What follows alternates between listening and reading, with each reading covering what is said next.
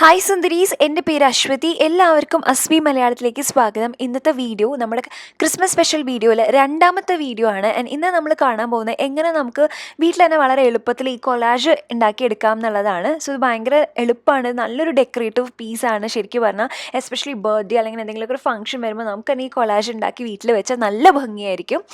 So നമുക്ക് അതിനായിട്ട് ഏറ്റവും ആദ്യം വേണ്ടത് കാർഡ്ബോർഡാണ് കേട്ടോ. സോ കാർഡ്ബോർഡിന് വേണ്ടിയിട്ട് ഞാനിവിടെ അത്യാവശ്യം വലിയ കാർഡ്ബോർഡാണ് എടുത്തിരിക്കുന്നത്. കാരണം എന്താണെന്ന് വെച്ച് കഴിഞ്ഞാൽ എനിക്ക് കൊളാജിന് വേണ്ടത് കുറച്ച് വലിയ ഫ്രെയിമാണ്. കാരണം നിങ്ങളിപ്പോൾ കണ്ടിട്ടുണ്ടല്ലോ, ഒരു ലൈനിൽ തന്നെ 4 ഫോട്ടോസ് വെക്കുന്നുണ്ട് ഞാൻ, അതേപോലെ 4 ലൈനുണ്ട്. അപ്പോൾ അതുകൊണ്ട് അത്യാവശ്യം വലിയ പീസ് ഓഫ് കാർഡ്ബോർഡ് വേണമായിരുന്നു. അപ്പം ഞാൻ അതിൻ്റെ മീതെ നമുക്ക് ആവശ്യമുള്ള വലിപ്പത്തിനനുസരിച്ചുള്ള ഇതേപോലെ ഒരു ഷേപ്പ് വരച്ചു കൊടുക്കുകയാണ്. ഓക്കെ, ഞാൻ ഈക്വൽ ഡിസ്റ്റൻസ് ആണ് എല്ലാവിടെയും എടുത്തിരിക്കുന്നത്. ഒരേ ഈക്വൽ ഡിസ്റ്റൻസ് എടുത്ത് അപ്പോൾ നമുക്ക് കറക്റ്റ് സ്ക്വയറിലാണ് വരിക. ഓക്കെ, അപ്പോൾ അത് നമ്മുടെ ഇഷ്ടത്തിനനുസരിച്ച്, അതായത് എത്ര ഫോട്ടോസ് ഉണ്ടോ അതിനനുസരിച്ച് നമുക്ക് മെഷർമെൻറ്റ്സിൽ മാറ്റം വരുത്താം. ആൻഡ് ഈ ഫ്രെയിമിൻ്റെ വീതി എന്ന് പറയുന്നത് ഞാനിപ്പോൾ 1.5 ഇഞ്ചാണ് എടുത്തിരിക്കുന്നത്. അപ്പോൾ എഗെയിൻ നമ്മുടെ ഇഷ്ടപ്രകാരം കുറച്ച് ഏറ്റക്കുറച്ചിലാവാം, അതായത് കുറച്ചുകൂടി വീതി വേണമെങ്കിൽ അങ്ങനെ ആവാം. പക്ഷെ എനിക്ക് തോന്നുന്നു 1.5 ഇഞ്ച് എന്ന് പറയുന്നത് പെർഫെക്റ്റ് ആയിരിക്കും. ഒരു ഫോട്ടോ ഫ്രെയിം എന്നുള്ള രീതിയിൽ അത് പെർഫെക്റ്റ് ആണെന്നാണ് എനിക്ക് തോന്നുന്നത്. അപ്പോൾ ഞാൻ അങ്ങനെ എടുത്തിട്ടുണ്ട്. അത്യാവശ്യം കട്ടിയുള്ള കാർഡ്ബോർഡാണ് എടുത്തിരിക്കുന്നത്, സോ ദാറ്റ് അത് കുറേ കൂടി നാൾ നിൽക്കാൻ വേണ്ടിയിട്ടും പിന്നെ കുറച്ചുകൂടി സ്റ്റേഡി ആയിരിക്കുമല്ലോ, അതിന് വേണ്ടിയിട്ടാണ് കട്ടിയുള്ള കാർഡ്ബോർഡ് എടുത്തിരിക്കുന്നത്. അപ്പോൾ കട്ടിയുള്ള കാർഡ്ബോർഡ് ആകുമ്പോൾ പ്രശ്നം എന്താണെന്ന് വെച്ച് കഴിഞ്ഞാൽ വെട്ടിയെടുക്കാൻ കുറച്ച് പ്രയാസമായിരിക്കും. പക്ഷേ എന്നാലും സാരില്ല, കുറച്ച് കഷ്ടപ്പെട്ട് വെട്ടിയെടുത്താലും കുറേ കൂടി നാൾ നിൽക്കുമല്ലോ. അപ്പോൾ ഞാൻ ഇതേപോലെ ഔട്ടർ ഫ്രെയിം അത് ഞാൻ ഇതേപോലെ സിസേഴ്സ് വെച്ചിട്ട് കട്ട് ചെയ്തെടുത്തിട്ടുണ്ട്. അതിനുശേഷം ഉള്ളിൽ നമ്മൾ വരച്ചിട്ടുണ്ടല്ലോ, അതും കട്ട് ചെയ്തെടുത്തിട്ടുണ്ട് കേട്ടോ.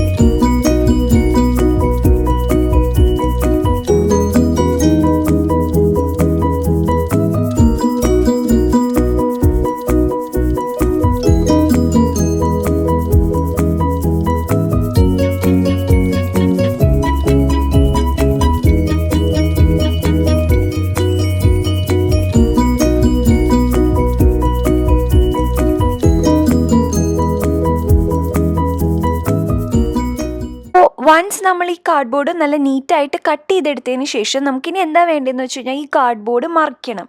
അപ്പോൾ അതിനായിട്ട് നമുക്ക് പല വഴികളുണ്ട്. ഒന്നില്ലെങ്കിൽ പെയിൻറ്റ് ചെയ്യാം, അല്ലെങ്കിൽ കളേർഡ് ടേപ്പ് എടുത്തൊട്ടിക്കാം, അല്ലെങ്കിൽ കളർ പേപ്പർ ഉണ്ടല്ലോ അതൊട്ടിക്കാം.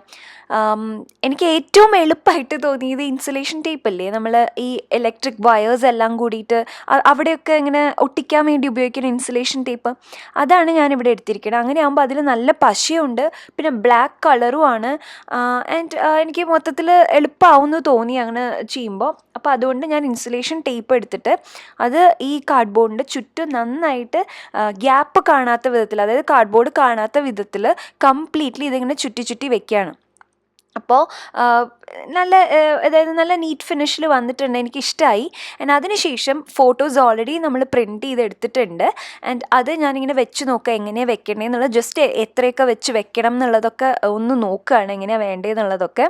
സോ ഇത് ഏത് സ്റ്റുഡിയോയിൽ പോയിട്ടും ഇങ്ങനെ ഈ സൈസിൽ ഇത്ര സൈസിൽ വേണം, എത്ര സൈസാണോ വേണ്ടത് വെച്ചാൽ അത്ര സൈസിൽ വേണമെന്ന് പറഞ്ഞു കഴിഞ്ഞാൽ അവർ അതേപോലെ പ്രിൻ്റ് എടുത്ത് തരും. അപ്പോൾ ഞാൻ അങ്ങനെയാണ് ചെയ്തിട്ടുള്ളത്.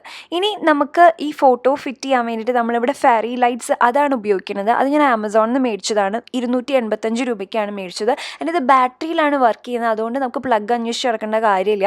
ഞാൻ ലിങ്ക് ഡിസ്ക്രിപ്ഷൻ ബോക്സിൽ ഇടാം. അതെല്ലാം നിങ്ങൾക്ക് കടയിൽ കുറച്ചുകൂടി ലാഭത്തിന് കിട്ടുവെച്ചാൽ അതായിരിക്കും നല്ലത് കേട്ടോ. അപ്പോൾ ഇത് ഒരു കമ്പി പോലെയാണ് കേട്ടോ, അത് വയറ് പോലെയല്ല, കമ്പി പോലെയാണ്. അപ്പോൾ അത് കുറച്ചുകൂടി നല്ലതാണ് ശരിക്കും പറഞ്ഞാൽ. അപ്പോൾ ഞാൻ എന്താ ചെയ്യണമെന്ന് വെച്ചാൽ ഇത് കംപ്ലീറ്റ്ലി ഫസ്റ്റ് ഇത് ഓപ്പൺ ചെയ്തെടുക്കുകയാണ്. ഓപ്പൺ ചെയ്തിട്ട് ഇത് ആ ബാറ്ററിക്ക് ചുറ്റും ഞാൻ ഇതേപോലെ ഇങ്ങനെ ചുറ്റി വെക്കും. അങ്ങനെ ആകുമ്പോൾ ഇത് ചുറ്റിയെടുക്കാൻ എളുപ്പമാണല്ലോ, അതിന് വേണ്ടിയിട്ട്. ഇനിയിപ്പോൾ എന്താ വേണ്ടതെന്ന് വെച്ച് കഴിഞ്ഞാൽ, ഫസ്റ്റ് ഞാൻ ഈ കാർഡ്ബോർഡിൻ്റെ ചുറ്റും ഇതുപോലെ ജസ്റ്റ് ഒന്ന് മടക്കി കൊടുക്കുകയാണ്. അത് നന്നായിട്ട് ഉറപ്പായിട്ട് ഇരിക്കാൻ വേണ്ടിയിട്ടാണ്. ആൻഡ് ഇതേപോലെ ചുറ്റാൻ എളുപ്പത്തിന് വേണ്ടിയിട്ടാണ് ഈ ബാറ്ററിയുടെ ചുറ്റും ഇതേപോലെ ഇങ്ങനെ ചുറ്റി വെച്ചിരിക്കുന്നത്. അതായത് ഈ ഫാരി ലൈറ്റ്സ്. ഓക്കെ, അങ്ങനെയാകുമ്പോൾ നമുക്കത് വർക്ക് ചെയ്യാനായിട്ട് എളുപ്പമുണ്ടാവും, അതായത് ഇങ്ങനെ അഴ പോലെ കെട്ടിയെടുക്കാൻ എളുപ്പമുണ്ടാവും. അപ്പോൾ ഇതിനായിട്ട് എന്താ വേണ്ടതെന്ന് വെച്ച് കഴിഞ്ഞാൽ നമ്മൾ ഒരു അറ്റത്തിൽ നമ്മൾ ഇങ്ങനെ കെട്ടിയല്ലോ, അപ്പോൾ അതിനുശേഷം ഈ അറ്റെത്തുമ്പോൾ ജസ്റ്റ് 2 തവണ ഒന്ന് ഇങ്ങനെ ചുറ്റി കൊടുക്കുക സെക്യൂർ ആയിട്ട് ഇരിക്കാൻ വേണ്ടിയിട്ട്. അപ്പോൾ എനിക്ക് 4 അഴകൾ പോലെയാണ് വേണ്ടത്. അപ്പോൾ ഞാൻ അങ്ങനെയാകുമ്പോഴാണ് എനിക്ക് ലൈക്ക് ഫോട്ടോസ് വെക്കാൻ പറ്റുക, എൻ്റെ കയ്യിൽ എല്ലാ ഫോട്ടോസും കൊള്ളിക്കാൻ പറ്റുള്ളൂ. അപ്പോൾ നിങ്ങളുടെ കയ്യിൽ എത്ര ഫോട്ടോസ് ഉണ്ടോ അതിനനുസരിച്ച് അഡ്ജസ്റ്റ് ചെയ്യാവുന്നതാണ് കേട്ടോ. ഇനി അത് കഴിഞ്ഞ് കഴിഞ്ഞാൽ ഞാൻ കുറച്ച് ഒന്ന് താത്തിയിട്ട്, അതായത് ഫോട്ടോ വെക്കേണ്ട ഗ്യാപ്പ് കൊടുത്തതിന് ശേഷം 2 പ്രാവശ്യം ഇതേപോലെ ഒന്ന് ചുറ്റിയിട്ട് അടുത്ത അഴ പോലെ ഇതേപോലെ കെട്ടുകയാണ്. സോ ഇൻ കേസ് നിങ്ങൾക്ക് ഈ ലൈറ്റ്സ് ഇല്ലെങ്കിൽ നമുക്ക് വേണമെങ്കിൽ നല്ല കളേർഡ് നൂലുകൾ, അതായത് വുളൻ നൂൽസ് ഇല്ലേ, അത് കെട്ടാം. ഇനി അതല്ലെങ്കിൽ സാധാരണ ബ്ലാക്ക് കളറിലെ നൂലുണ്ടെങ്കിൽ, സാധാരണ പറ്റില്ല കേട്ടോ, നല്ല കട്ടിയുള്ള എന്തെങ്കിലും നൂലില്ലേ അത് വെച്ചിട്ട് കെട്ടാം, അങ്ങനത്തെ സ്ട്രിങ്സ് കെട്ടാം. ലൈറ്റ് തന്നെ വേണമെന്ന് നിർബന്ധമില്ല, നമുക്ക് ബേസിക്കലി ഫോട്ടോ തൂക്കിയിട്ടാൽ മതി. ലൈറ്റ് ആകുമ്പോൾ കുറച്ചുകൂടി ഭംഗിയുള്ളതുകൊണ്ട് നമ്മൾ ലൈറ്റ് ചൂസ് ചെയ്യണമെന്നേ ഉള്ളൂ. ലൈറ്റ് അവൈലബിൾ ഇല്ലെങ്കിൽ ഏതെങ്കിലും ചരട് പോലെയൊക്കെ എടുത്താലും മതി. അപ്പോൾ അത് നമ്മുടെ കംഫർട്ടബിലിറ്റിക്ക് അനുസരിച്ച് നമ്മുടെ കയ്യിലുള്ള അവൈലബിൾ ആയിട്ടുള്ള സംഗതികൾ വെച്ചിട്ട് നമുക്ക് മാറ്റി മറിച്ചും ചെയ്യാവുന്നതാണ്. സോ ഇതേപോലെ ഞാൻ ഈ ഫ്രെയിമിൽ 4 അഴ ആയിക്കഴിഞ്ഞു, എന്നാലും ബാക്കി ലൈറ്റ്സ് ഉണ്ട്. അപ്പോൾ ഞാൻ എന്താ ചെയ്യണതെന്ന് വെച്ച് കഴിഞ്ഞാൽ ഫ്രെയിമിൽ കംപ്ലീറ്റ്ലി ഇങ്ങനെ ചുറ്റി കൊടുക്കുകയാണ് കേട്ടോ. അങ്ങനെയാകുമ്പോൾ കാണാനും നല്ല ഭംഗി ഉണ്ടാവും. പിന്നെ ബാക്കിയുള്ള ലൈറ്റിൻ്റെ ഇനി ബാക്കിയുണ്ടല്ലോ, അപ്പോൾ അത് നമുക്ക് കംപ്ലീറ്റ്ലി യൂട്ടിലൈസ് ചെയ്യാനും സാധിക്കും. സോ ഞാനിത് ഇതേപോലെ ഇതിന് ചുറ്റും, ഈ ഫ്രെയിമിൻ്റെ ചുറ്റും കംപ്ലീറ്റ്ലി ഇതേപോലെ ചുറ്റി കൊടുക്കുകയാണ്.